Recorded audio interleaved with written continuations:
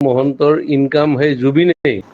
এই জুবিন হ'ল হুলাৰ ভাই মূলা, তাক যোনে যি কয় তাকে কৰে। এই চামকানু মহন্তৰ ইনকাম সেই জুবিনেই।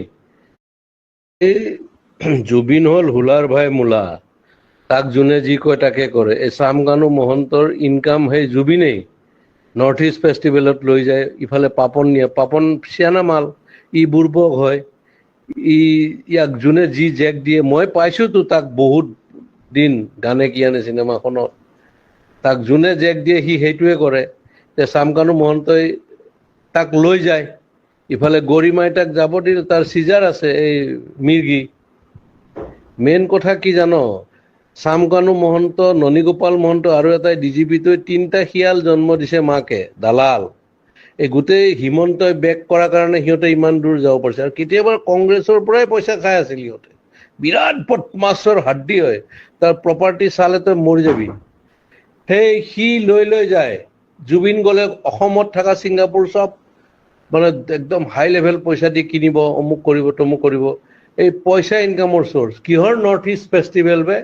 আমি জানো মাঘ বিহু, বহাগ বিহু আৰু কাতি বিহু, কিহৰ এইবিলাক? এইবিলাক ফাল্টু আমি কৰি নিছে। এতিয়া হিমন্তই দিয়কচোন তাৰ স্পষ্টীকৰণ, তাক এবাৰ ৰাইজে পালে দিব ভালকে। সি কালি ডেড বডিৰ লগত আহিব নোৱাৰে, তাক দেখা পালে মাৰিব, তই চাবি না।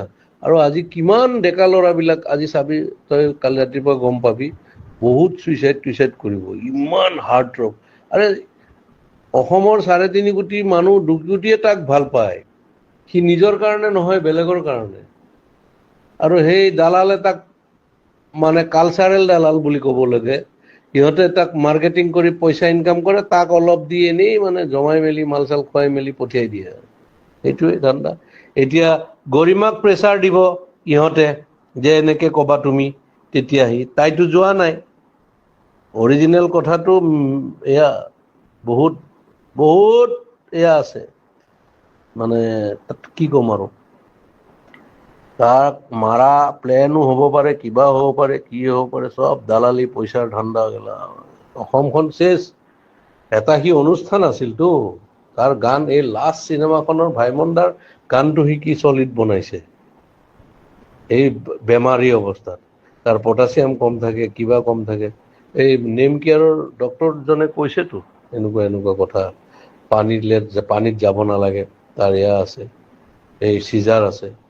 এইবিলাক মানে কি কবি আৰু। ই চামকানু মহন্তই চেচ কৰি দিছে গোটেই অসম, আধা লুটিছে সিহঁত। ইফালে হিমন্তই লুটা বুলি কয় নহয়, হিমন্তই এনেকুৱা চান্স যে ডিজিপিটো কিনি আছে চোৰটো এটা, সি খালে পেটলাটো। আৰু মাজতো ননীগোপাল মহন্ত সেইটো কি বনাই দিছে। আৰু এইটো ই প্ৰথমতে জিঅ' টিউব দি পেলাই মাৰিলে, কোটি কোটি টকা, সেই তেতিয়াৰ দিনতে। এয়া হ'ল, এয়া কি কবি আৰু। অসমীয়া মানুহৰ দুৰ্ভাগ্য। আজি দিন, আজি বহুত বেয়া লাগিছে মানে। তাৰ গান শুনিয়ে 90 দশকৰ বিলাক ল'ৰা ছোৱালী ডাঙৰ হ'ল। আমিতো বাৰু চবৰে শুনিছোঁ, কিন্তু তাৰ গান শুনিয়েই মোৰ ল'ৰা চব ডাঙৰ হ'ল। আনকি আমাৰ ছাইডত মিস্ত্ৰীয়ে ৰং কৰি আছিল, সিদিনাখন মোবাইলত তাৰ গানেই বজাই আছিল। এই তেনেকুৱা কথা আৰু কি কৰিবি ক। এইটো দুৰ্ভাগ্য। সিও বেপৰুৱা মানুহ, সিও মানে এনেকুৱা, সেইকাৰণে হ'ল আৰু। এই মাইকেল জেকচন 50ত মৰিল, ই 52 মৰিল, কিশোৰ কুমাৰ 58ত মৰিছিল। এনেকুৱা আৰু, উপায় নাই আৰু, মৃত্যুয়ে যাক লৈ যায়। সেইটো বাকী চব মানে কি কবি আৰু, কৈ লাভ নাই। মুঠৰ ওপৰত এই চামকানু মহন্ত বোলাটোক